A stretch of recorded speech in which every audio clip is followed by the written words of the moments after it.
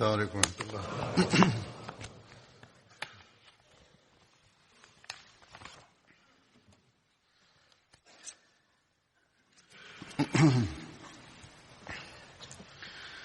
أشهد أن لا إله إلا الله وحده لا شريك له وأشهد أن محمدا عبده ورسوله أما بعد فأعوذ بالله من الشيطان الرجيم بسم الله الرحمن الرحيم الحمد لله رب العالمين الرحمن الرحيم مالك يوم الدين إياك نعبد وإياك نستعين اهدنا الصراط المستقيم صراط الذين أنعمت عليهم غير المغضوب عليهم ولا الضالين. In den letzten Freitagsansprachen ging es um den Gefährten Hazrat Sa'd bin Ubadah. Heute werde ich den letzten Teil dieses Berichtes darlegen. Nach dem Tode des heiligen Propheten Muhammad sallallahu alaihi wasallam wollten die Ansar unter ihnen, unter ihrer Gruppe, einige Menschen zum Amt des Khilafats vorschlagen und sein Name, der Name von Sa'd, wird hierin auch erwähnt. Hazrat Mirza Bashir Ahmad Sahib hat in seinem Buch Das Siegel der Propheten auch darüber berichtet und gesagt, dass die Ansar ihn zum Kalifen wählen wollten. Als Hazrat Abu Bakr zum Kalifen ernannt wurde, gab es auch Fall, dass er Sa'd etwas in Zweifel darüber war, was passiert war, und dachte, dass er würdig war des Amtes. Hazrat Muslim hat darüber sehr ausführlich berichtet und den Rang und Status des Khilafats erläutert. Aus diesem Grund erachte ich es als wichtig, darüber zu sprechen. Das ist eine Sache, die auch sehr aktuell ist und in dieser Zeit darüber ich berichten möchte. Ich werde auch eine historische Überlieferung anführen. Humayd sagt, dass beim Tod des heiligen Propheten sallallahu alaihi wasallam Hazrat Abu Bakr radhiyallahu anhu sich in der Nähe von Medina aufhielt. Als er nach Medina kam, nahm er das Tuch vom Leichnam des heiligen Propheten sallallahu alaihi wasallam herunter und küsste sein Gesicht und sagte: Meine Eltern seien ihnen gewidmet. Sie sind rein gewesen, als sie gelebt haben, und sie sind rein, als sie gestorben sind. Dann sagte er: Ich schwöre beim Herrn der Kaaba, der heilige Prophet Muhammad sallallahu alaihi wasallam ist verstorben. Hazrat Abu Bakr radhiyallahu anhu und Hazrat Umar radhiyallahu anhu gingen zu Saqifa mit Desaida. Beide kamen dort an und Hazrat Abu Bakr radhiyallahu anhu fing an zu reden. Er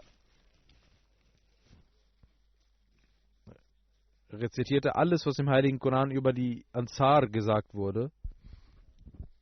Und er sprach über die Vorzüge der Ansar.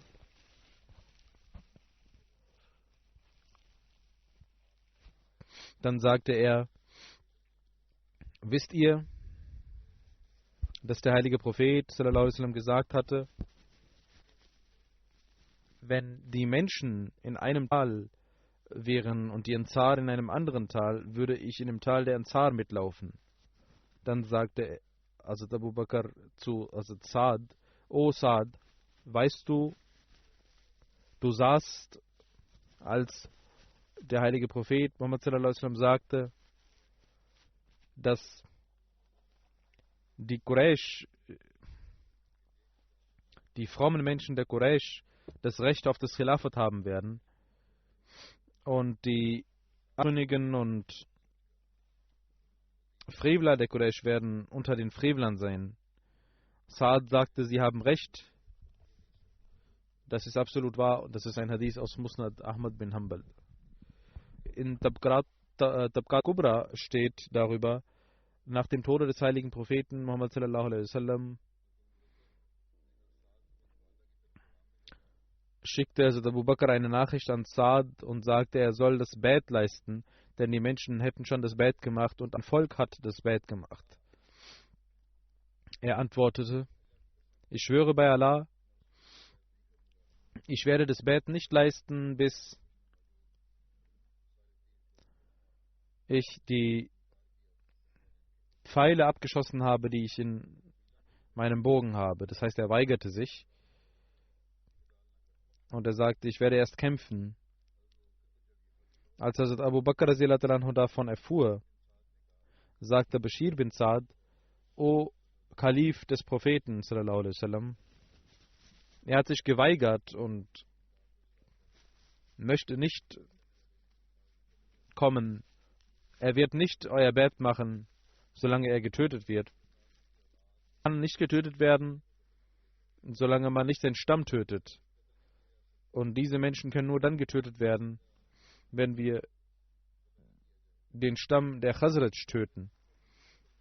Und die Khazraj können wir nicht töten, solange wir nicht die Aus getötet haben. Deswegen sollten sie sich nicht gegen sie wenden. Es wird schwierig. Er wird ihnen keinen Schaden zufügen können, weil das Volk von ihm sie akzeptiert hat. Lassen sie ihn doch sich weigern. Er ist alleine und alleine gelassen worden. Hazrat Abu Bakr nahm die Ermahnung von Bashir an und ließ Saad los. Als Hazrat Umar zum Kalifen wurde, traf er eines Tages in Medina Saad und sagte, sprich, Saad. Und er sagte, sprich, Umar. Hazrat Umar sagte, bist du genauso wie damals? Saad sagte, ja, ich bin genauso wie damals. Sie haben das Khilafat erhalten.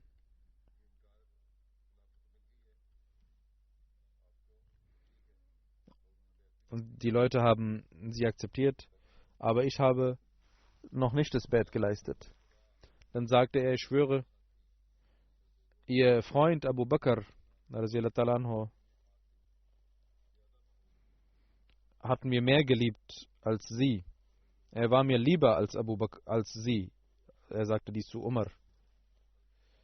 Dann sagte Hazrat Saad, ich schwöre, ich habe den Morgen in einem Stand verbracht, dass ich sie nicht als Nachbar wünsche. Hazrat Umar sagte,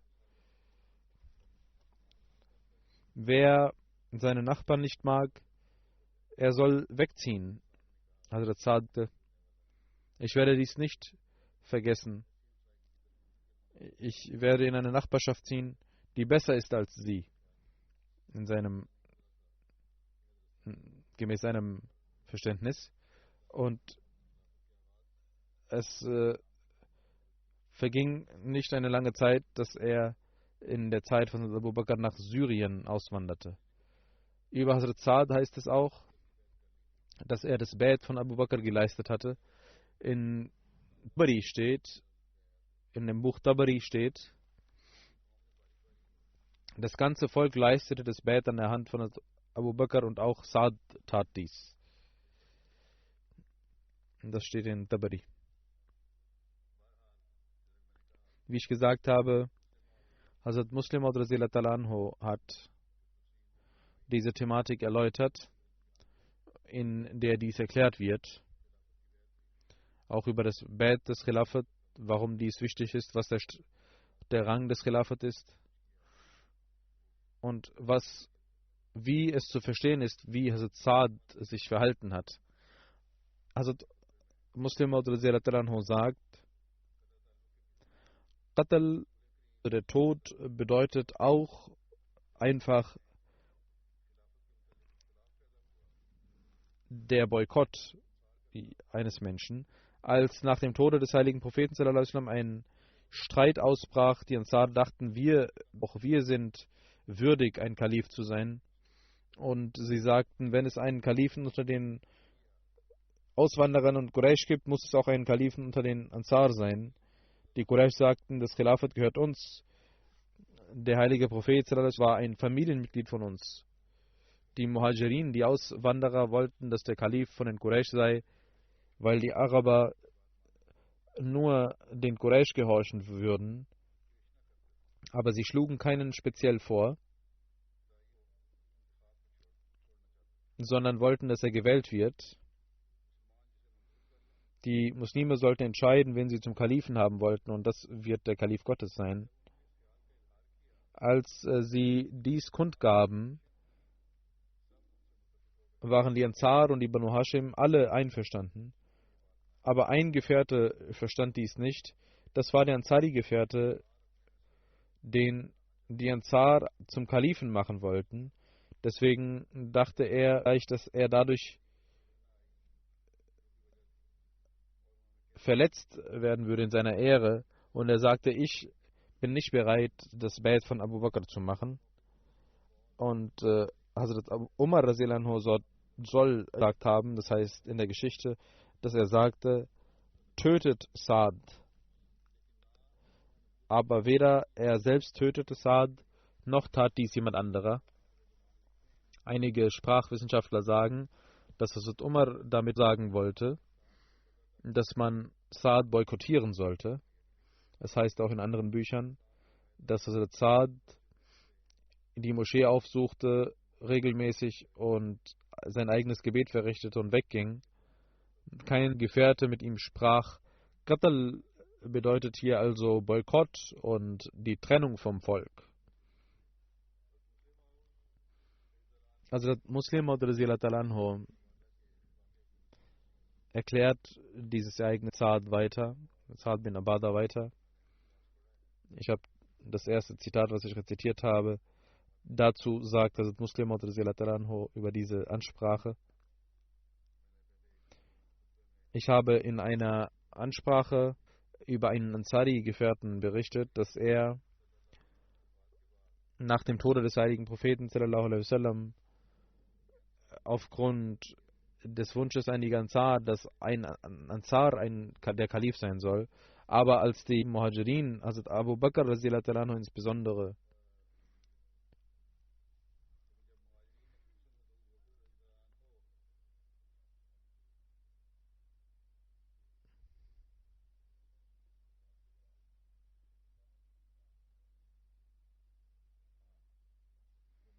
als die Muhajirin und vor allem Hazrat Abu Bakr radhiyallahu anhu den Gefährten sagten, dass eine solche Wahl niemals profitabel für die islamische Gemeinschaft sein kann, dass ein Kalif aus den Quraysh und einer aus den Ansar gewählt werden sollte. Denn die Muslime würden damit nie zufrieden sein, und dass die Muslime nicht zufrieden damit sein würden, dass die Ansar gewählt werden würden. Da waren die Ansar damit einverstanden, dass sie das Bayt an der Hand eines Auswanderers leisten, und letzten Endes wurde Hazrat Abu Bakr radhiyallahu anhu gewählt und man war mit ihm einverstanden. Und man konnte sich aber nicht auf einen Ansar einigen, aber alle einigten sich auf Hazrat Abu Bakr radhiyallahu anhu. Denn das andere würde nicht von Vorteil sein. Es wurde also entschieden, dass ein Auswanderer der Kalif sein sollte und Hazrat Abu Bakr radhiyallahu anhu derjenige sein soll. Mit ihm waren die Mann einverstanden. Hazrat Muslim radhiyallahu anhu sagt, ich habe darüber gesprochen, dass Saad sich weigerte, das Bayt zu machen, dagegen war, und Hazrat Umar radhiyallahu anhu sagte, Uqtulu Saada, töt Saad. Aber weder er tötete Saad, noch tat dies irgendein anderer Gefährte. Vielmehr blieb er am Leben bis zur Khilafat von Hazrat Umar radhiyallahu ta'ala anhu, wie vorher auch schon gesagt wurde. Und Hazrat Umar radhiyallahu ta'ala anhus Khilafat, in seiner Khilafat verstarb er in Syrien, woraus die Gelehrten geschlossen haben, dass hier mit Qatl kein körperlicher Tod gemeint ist, sondern Qatl ganz andere Bedeutungen hat. In Urdu heißt Qatl Mord und Totschlag, aber im Arabischen hat Qatl eine vielseitige Bedeutung, unter anderem auch Boykott, dass man jemanden boykottiert, mit ihm nicht mehr spricht. Und die Sprachwissenschaftler haben klar und deutlich gesagt, dass hier nicht mit Qatl Totschlag gemeint war, sondern ein Boykott gemeint war, dass man mit ihm nicht mehr sprechen sollte. Wenn der Tod damit gemeint werden würde, der Totschlag, dann hätte Hazrat Umar radhiyallahu anhu, der voller Emotionen war, der voller Eifer war, warum hat er dies selbst nicht getan oder warum hat dies nicht irgendein Gefährte getan? Aber Hazrat Umar radhiyallahu anhu ließ ihn nicht nur am Leben, sondern auch während seiner Khilafat tat er dies und tötete ihn nicht. Es gibt sogar Leute, die sagen, dass er dieses Khilafat komplett überlebte. Kein Gefährte griff ihn an. Das zeigt, dass hier mit Qatl Boykott gemeint war und nicht der Totschlag im Sinne des Tötens. Man boykottierte Saad, aber griff ihn nicht an. Also Muslim sagt, ich hatte nur ein Beispiel genannt. Wenn man im Traum sieht, dass man jemanden tötet, dass jemand getötet wird, dann kann das auch heißen, dass er boykottiert wird. Also Muslim spricht über eine Ansprache von sich selbst. Dann sagt er, ein Freund hat zu mir gesagt, dass eine Person nach dieser Ansprache gesagt hat, dass Saad zwar nicht das Bett geleistet hat, aber dass man ihn trotzdem in den Ratschlägen mit aufnahm. Hazrat Abu Bakr sich bei ihm auch beratschlagte. Also Muslim sagt, dass diese Person, die das gesagt hat, über Hazrat Saad, das kann zwei Bedeutungen haben. Entweder weigert er sich,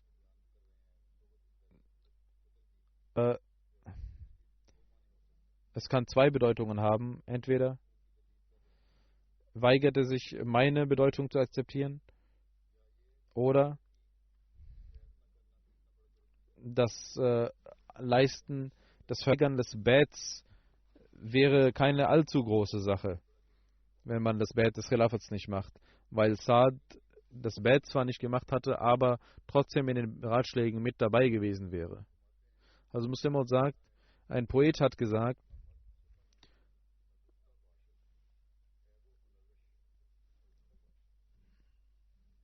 ein persisches Gedicht, das heißt, dass die Makel eines Menschen so lange geheim bleiben, bis er ruhig bleibt. Wenn er anfängt zu sprechen, dann werden seine Makel sichtbar.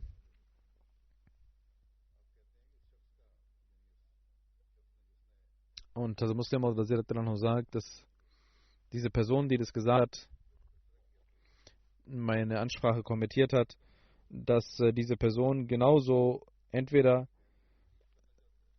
das Bett des Khilafats kleinredet oder sein Wissen mit seinem Wissen prahlen möchte. Beides wäre falsch. Mit seinem Wissen zu prahlen würde ihm nichts bringen, denn es ist falsch und jeder Vernünftige würde darüber nur lachen.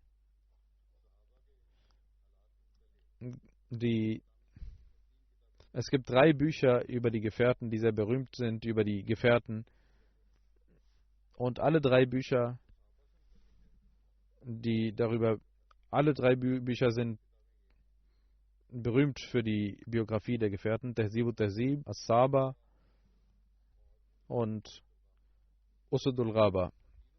In allen 3 Büchern steht geschrieben, dass Saad boykottiert wurde und nach Syrien ging und dort verstarb.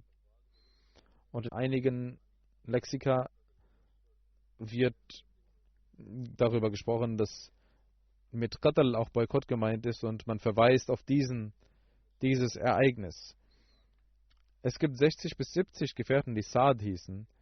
Einer von ihnen ist auch Saad bin Abi Waqas, der zu den Ashra ibn Mubashara, zu den 10 Gefährten zählte, denen das Paradies vorher gesagt wurde. Er war Commander-in-Chief von Hazrat Umar Razilanho. Er war in jedem Ratschlag mit dabei. Es scheint, dass diese Person, die meine Ansprache, also Muslims Ansprache, kritisiert hat, vielleicht an jenen Saad gedacht hat. Er dachte vielleicht nicht an den gleichen Saad und kommentierte meine Ansprache. Ich habe nicht über Saad bin Abi Waqas gesprochen, welcher ein Auswanderer war, sondern ich habe über einen anderen Saad gesprochen, er war ein Ansari. Außer diesen zweien gibt es auch viele weitere Saads, 60 bis 70 Gefährten, die Saad hießen. Der Saad, über den ich gesprochen habe, heißt Saad bin Obada. Es gab sehr wenige Namen unter den Arabern und in einem Dorf gab es viele Menschen, die einen Namen trugen. Wenn man über jemanden sprach, dann sprach man ihn mit dem Namen seines Vaters an. Das heißt, man sagte nicht nur Saad oder Said, sondern sagte Saad bin Obada oder Saad bin Abi Waqas.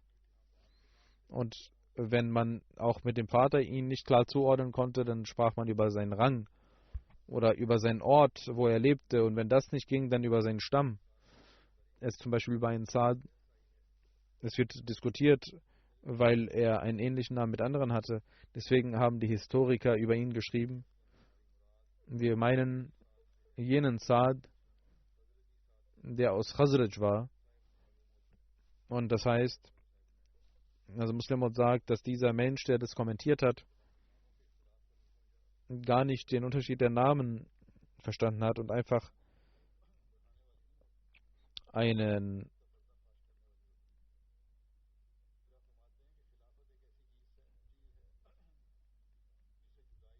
Vorwurf gemacht hat und dadurch wird nicht sein Wissen deutlich, sondern seine Unkenntnis darüber. Also Muslim sagt, dass ich in dieser gleichen Moschee, wo ich meine Khutbah halte, von dem ersten Kalifen hörte, dass er sagte, weißt du, wer der Feind des ersten Kalifen war? Dann antwortete er und sagte, lest den Koran, dann werdet ihr sehen, dass Iblis sein Feind war.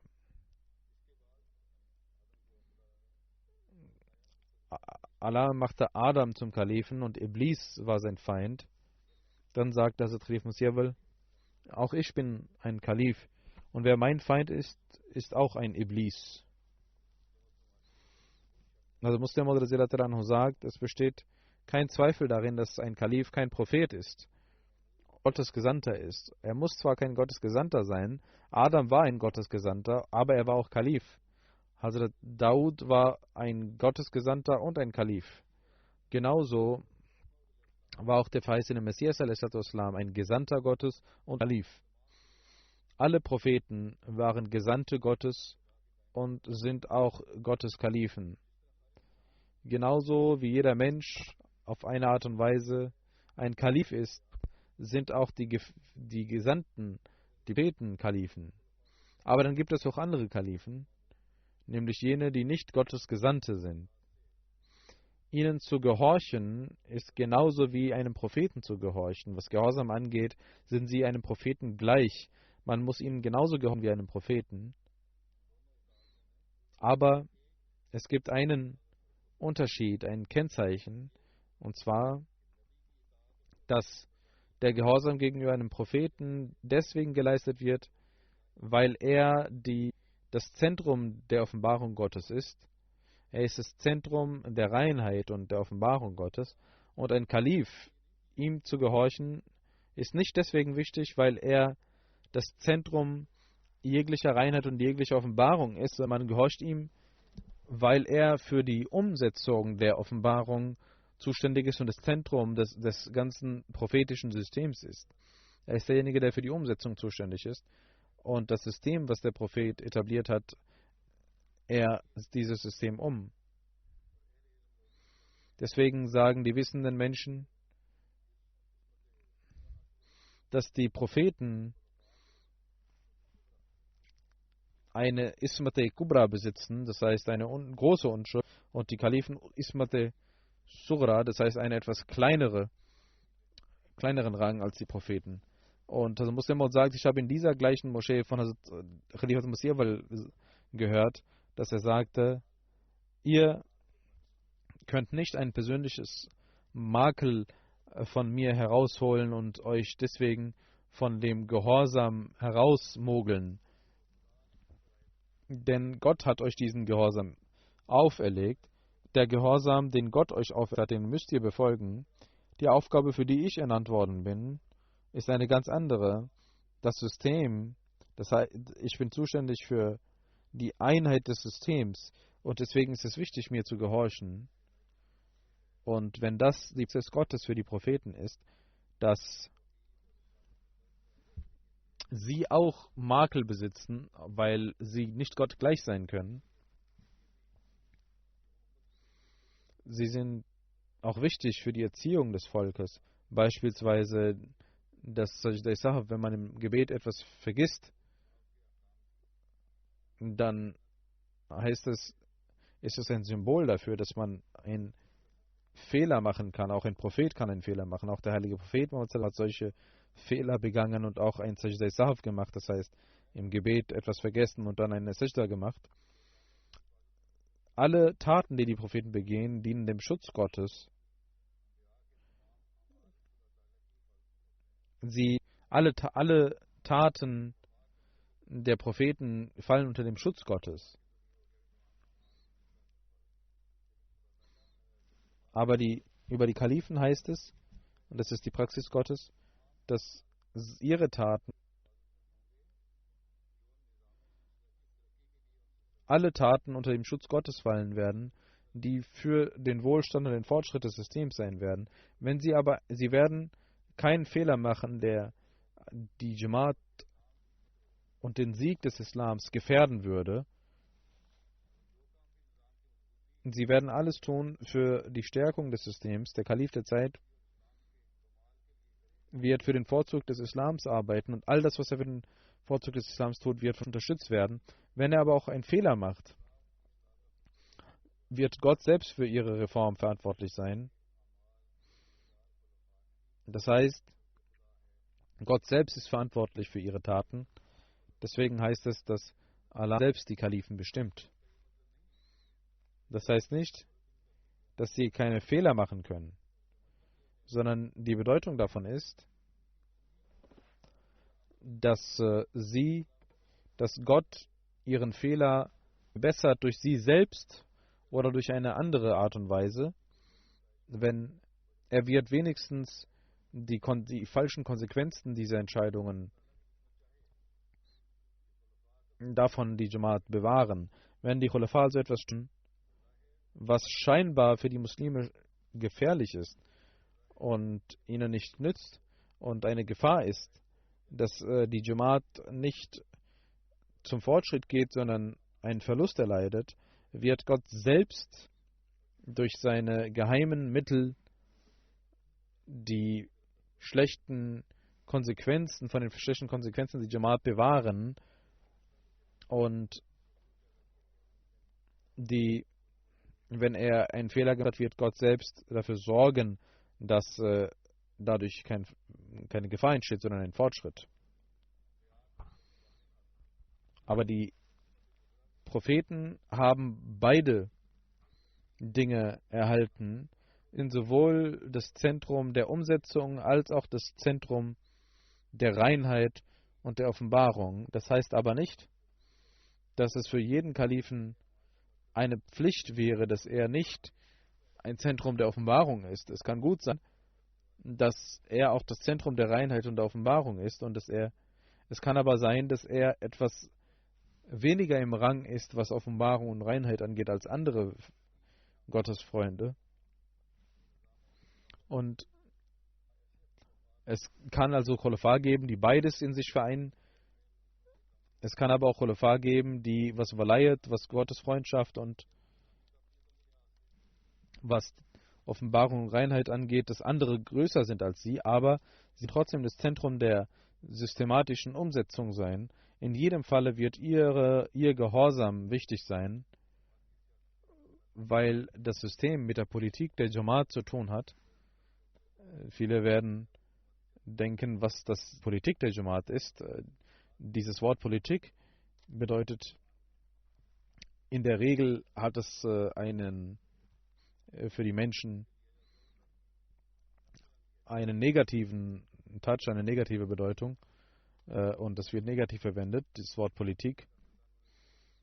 Und die Politiker haben dieses Wort natürlich auch verübelt, dass man jemandem Schaden zufügt und dass das Politik ist.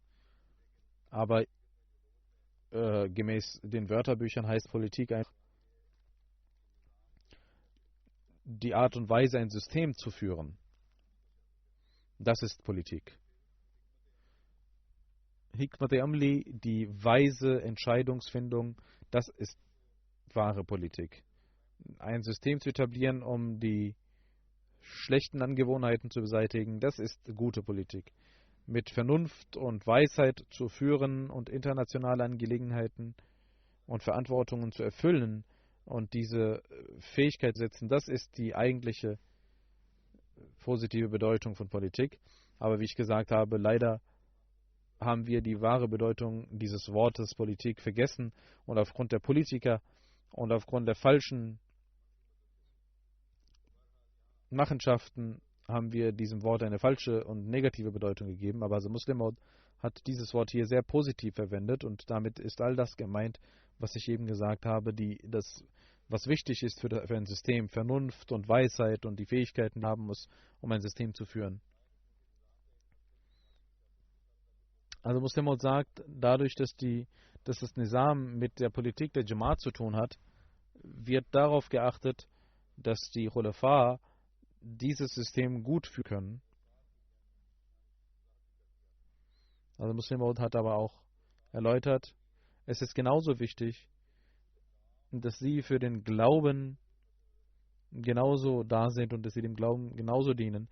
Es ist die Arbeit des Kalifen, sowohl das Nizam-e-Jamaat zu führen, als auch den Glauben zu beschützen und hochzuhalten. Deswegen hat Allah im Heiligen Koran das Khilafat, als Khilafat erläutert hat, hat er gesagt, وَلَا يُمَكِّنَنَّ لَهُمْ دِينَهُمُ الَّذِي ارْتَضَىٰ لَهُمْ. Das heißt, Allah wird ihren Glauben festigen für sie und sie in der Welt wird er ihren Glauben beschützen. Das ist der Schutz, der ihnen gewährt wird, der kleine Schutz im Vergleich zu den Propheten. Es kann auch sein, dass die Khulafa untereinander uneins sind. Beispielsweise Hazrat Bakr und Hazrat Umar hatten einige Uneinigkeiten argumentativer Natur. Auch heute gibt es viele verschiedene Meinungen zu verschiedenen Themen, aber das sind Kleinigkeiten. Die prinzipiellen Angelegenheiten können niemals zu Widersprüchen führen, sondern dort wird es eine Einheit geben. Denn die Khulafa werden in der Welt das Licht der Leitung und der Rechtleitung bringen. Man kann also nicht sagen, dass jemand das Bad nicht machen muss und genauso einen Rang haben kann wie einer, der das Bad geleistet hat. Ein solcher Mensch hat überhaupt kein Verständnis dafür, was das Bad ist und was die Bedeutung des Bads und des Nizams ist. Man sollte auch, was Ratschlag angeht, wissen, dass ein Experte und ein Fachwissenschaftler, egal auch welcher Religion er angehört, dass man sich bei ihm beraten kann. Hazrat Muslim hat einmal einen englischen Anwalt gehabt, das heißt aber nicht, dass er, was prophetische Angelegenheiten angeht, sich mit ihm beraten hätte. Es gab die Schlacht von Ahzab, der heilige Prophet Muhammad sallallahu alaihi wasallam hat Hazrat Salman Farsi um Rat gebeten und sagte, was wird in eurem Lande gemacht, wenn gekämpft wird? Und er erzählte, dass man einen Graben aushöhlt drumherum. Und der heilige Prophet sagte, das ist ein guter Ratschlag. Und man setzte dies um, deswegen wird es auch die Schlacht des Grabens genannt. Trotzdem kann man nicht sagen, dass Salman Farsi, dass er besser war als der heilige Prophet Muhammad, was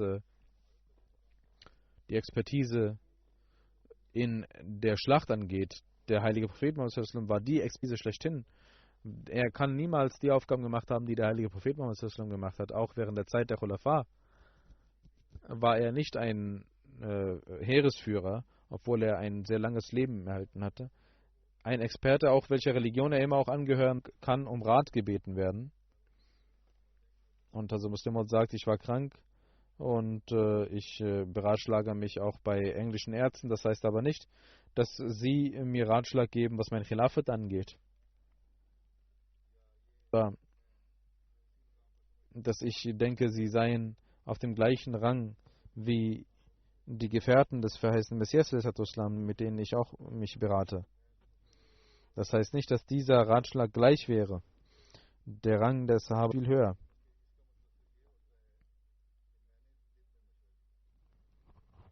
Und das Muslim sagt, ich habe mich nur in der Medizin beraten, in einem bestimmten Fachbereich, in einer bestimmten Sache.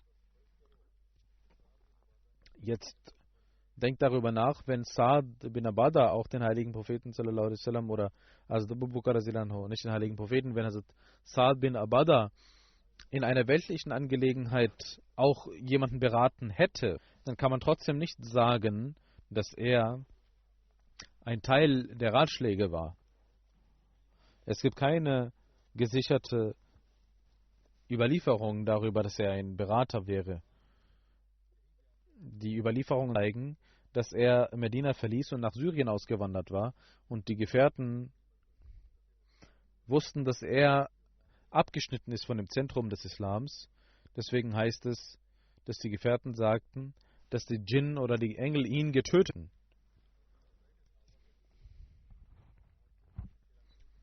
Das heißt, wenn man speziell sagt, dass Engel und Djinn ihn getötet hätten, dann war das also ein Tod, den die Sahaba nicht gewünscht hatten. Allah hatte ihn also beseitigt, damit er nicht Unfrieden stiftet. Er war einer der Badri-Gefährten und dass er nicht zum großen Übel hingeht, weswegen sein Rang in Gefahr wäre, aber er schnitt sich ab von den Muslimen. Und all diese Überlieferungen zeigen, dass er nicht mehr den Rang in den Herzen der Gefährten hatte, wie er verdient hätte, als er all diesen Rang erlangt hatte. Die Gefährten waren nicht mit ihm zufrieden, sonst hätten sie nicht gesagt, dass die Djinn und die Engel ihn getötet hätten, sondern viel schlimmer haben sie über ihren Tod geredet, was ich nicht zitieren möchte. Der Gedanke, dass man ohne das Bett des Khilafats das islamische System aufrechterhalten kann, entspricht nicht den Tatsachen. Wer darüber nachdenkt oder diese Gedanken in seinem Herzen hat, glaube ich nicht, dass er auf irgendeine Art und Weise verstanden hat, was das Bett ist. Also Saad bin Ubadas Tod geschah in Syrien, 2,5 Jahre nachdem Umar zum Kalifen gewählt wurde, gemäß Ulama Ujlus, war er in Busra in Syrien gestorben, die erste Stadt, die die Muslime in Syrien erobert hatten. In Medina erfuhr man davon, als Beri Munabbi oder Beri Sakan, das waren Brunnen, und die Jungen hörten jemanden sagen, قد قتلنا سيد الخزرج سعد bin Ubada.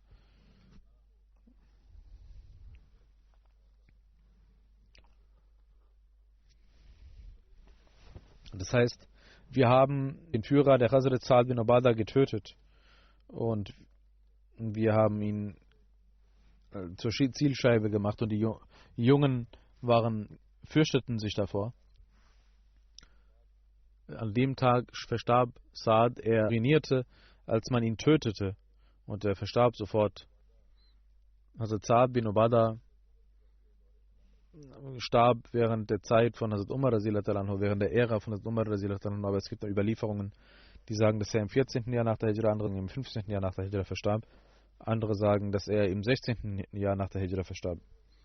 Also Saads Grab ist bei Damaskus in Mania, in Tabqatul Kubra steht dies. Danach werde ich noch über zwei Verstorbene berichten, deren Janaza ich auch verrichten werde. Der erste ist Sayyid Sarwar Shah Sahib. Er war Mitglied der Sadr Anjum Ahmadiyya Qadian. Er ist am 8. Januar im Alter von 50 Jahren verstorben. Inna lillahi wa inna ilaihi raji'un. Seit einiger Zeit hat er ein Krebsleiden, aber mit großer Geduld hat er diese Krankheit bekämpft. Und bis zuletzt ist er seinen Verantwortungen gekommen. Und die Krankheit ließ er nicht daran hindern, sich durch die Krankheit hindern zu arbeiten. Er gehört einer aufrichtigen Familie der Jamaat an. Sein Großvater war väterlicherseits ein Gefährte des Weißen Messias Islam und mütterlicherseits sein Großvater war ein großer Poet und Ahmadi. Und als sein Schwiegervater um Namen bat, sagte er, ich habe Hazrat Sayyid Sarwar Shah Sahib, einen großen Besuch der Jamaat, gesehen im Traum, dass er ihm seinen Namen gibt, deswegen sollten sie ihn auch genauso nennen. Er lernte in Zila Katak, in einer privaten Schule war er Direktor, dann im Audit Office und in verschiedenen Gerichten arbeitete er. Im Jahre 1995 nach seiner Rente machte er Waqf. Also Khalif Masih Rabi Rahmatullah nahm im Jahre 1996, gab er ihm einige Aufgaben. Er konnte auch Umrah machen. Er war zentraler Auditor, auch ein Mitglied einer One-Man-Commission war er oft. Und er blieb ein Auditor bis zuletzt. 9 Jahre lang arbeitete er als Sadr Qazabod. Genauso hatte er verschiedene Komitee-Präsidentschaften inne. Er war Mitglied des Sadr Anjuman Ahmadiyya bis zu seinem Tode. Er hatte große organisatorische Fähigkeiten. Er war lange Zeit zentraler Auditor, wie ich gesagt habe. Hazrat Khalif Masih Rabi Rahmatullah hatte in einem Brief gesagt, Sie arbeiten sehr gut, Sie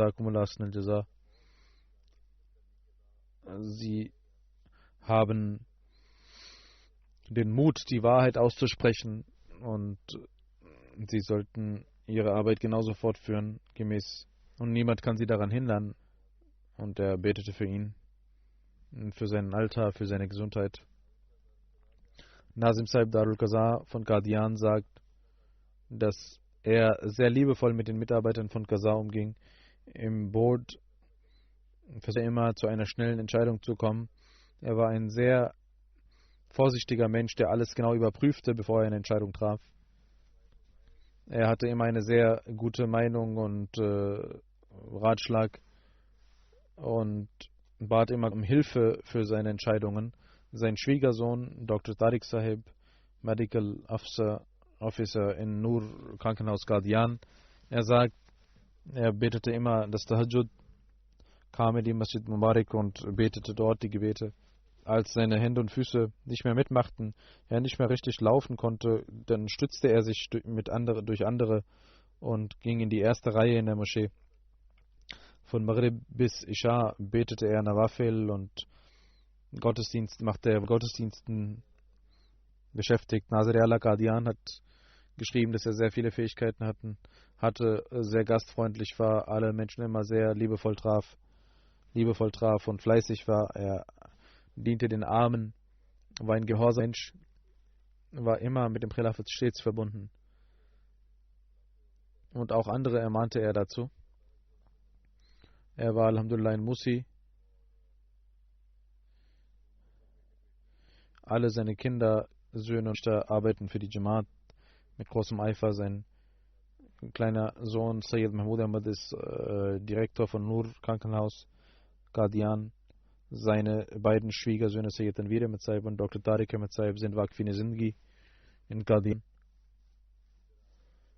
Und sein junger Damad Sayyid Hassan Khan nach seiner Rente diente auch der Jamaat auf freiwilliger Basis.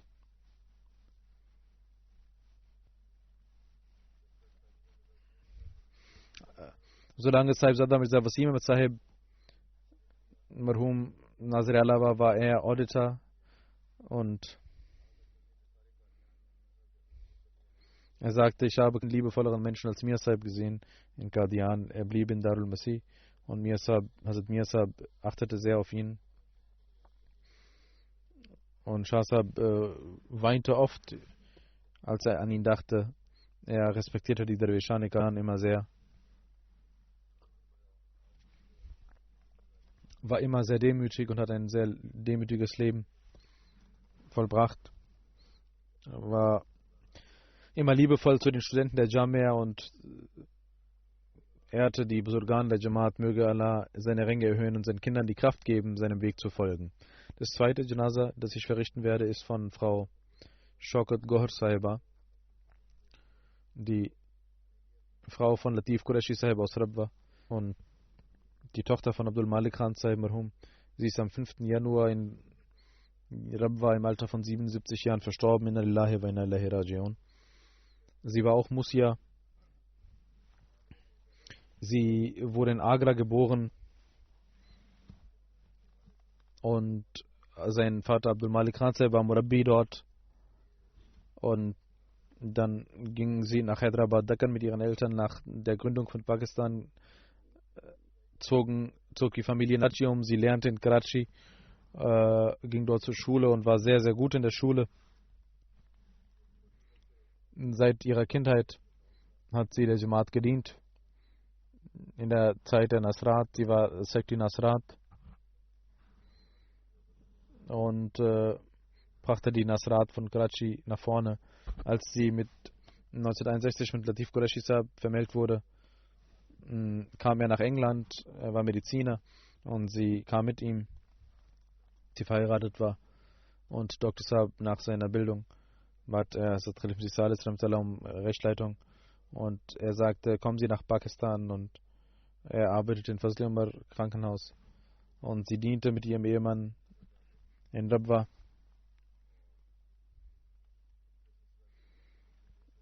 Und sie dienten der Jamaat auf besondere Art und Weise. Sie hat auch der Lajna gedient. Und jeder, der in Rabwa wohnt, und jede Frau und jedes Mädchen, das sie erlebt hat, kennt sie sehr gut. Meine Mutter, Sahibzadi Nasra Begum Sahiba, was der Lajna von Rabwa, sie hatte sie in ihre Amla zur Generalsekretärin ernannt und 15 Jahre lang sie für dieses Amt, und sie hatte ihr Training bei ihr erhalten und konnte sehr gut arbeiten organisatorisch. Auch in der zentralen Amla war sie als Sekretärin tätig. Ich ernannte sie zur Generalsekretärin der Zentrale in Pakistan und sie diente 6 Jahre lang sehr, sehr gut dort. Aufgrund ihrer Krankheit musste sie dann die Arbeit aufgeben, aber sobald sie die Möglichkeit hatte, diente sie. 50 Jahre lang hat sie in verschiedenen Abteilungen der Jamaat gedient. Und jede Frau, die mit ihr gedient hat, ist sehr berichtet über sie. Diente immer den Armen, den Gästen, kümmerte sich um die Chandas und versuchte immer sofort die Chanda zu zahlen. Das sind alles Fähigkeiten, die sie hatte, alles Besonderheiten, die ihren Charakter auszeichneten. Und als das Jahr des Waqf-e-Jadid angekündigt wurde, zahlte sie sofort die Chanda einige Tage vor ihrem Tode. Am 5. verstarb sie.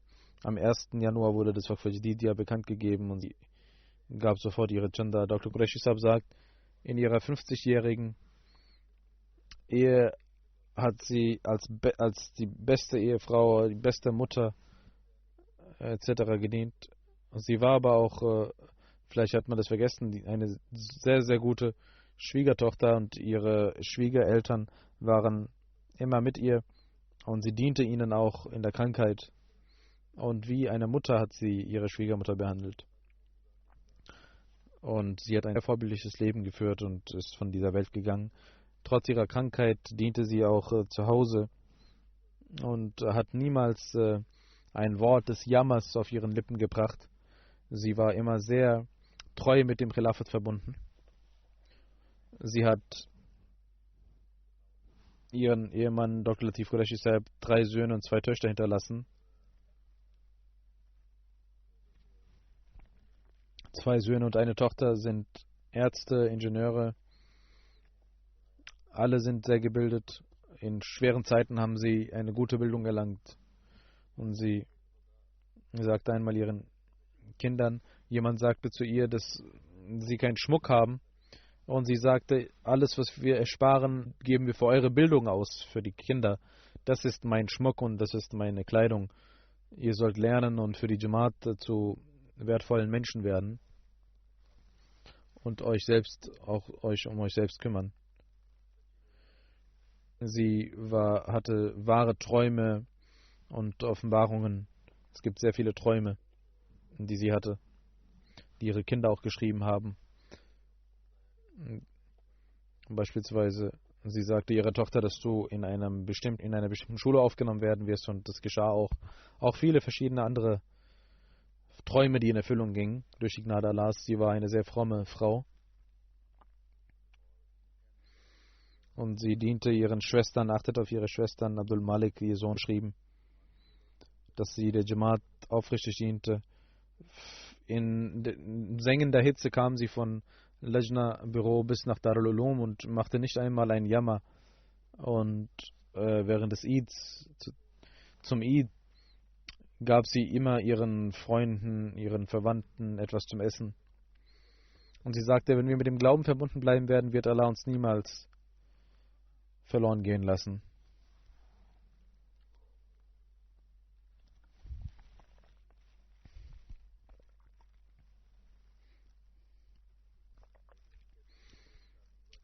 Ihre Tochter sagt, als ich nach meiner Hochzeit Kinder bekam, die in den USA wohnen, sagte sie, um von der Atmosphäre in den USA und anderen Ländern sie zu beschützen, solltet ihr eine freundschaftliche Bindung mit euren Kindern aufbauen, dass sie nicht so viel Zeit draußen verbringen, sondern mehr zu Hause. Eine Tochter sagt, dass einige Mädchen mich boykottierten, weil ich ein Ahmadi war in meiner Uni, und ich fing an zu weinen und rief meine Mutter an, und sie sagte, du brauchst nicht zu weinen. Das ist eine Praxis der Propheten, dass sie verfolgt werden, der du folgen darfst. Und wenn du aufgrund der Ahmadiyyat etwas leiden musst, dann wird Allah dich niemals verloren gehen lassen. Sie sagt, ich war nicht nur erfolgreich, sondern diese Mädchen, die mich mobbten, sie alle fielen durch. Möge Allah ihre Ränge erhöhen und ihren Kindern die Kraft geben, auf ihrem Wege zu folgen. Mögen alle fromm sein, der Jamaat dienen und dem Khilafat immer treu verbunden bleiben. Wie ich gesagt habe, ich werde nach den Gebeten des Namaz al-Janaza Raib von beiden verrichten.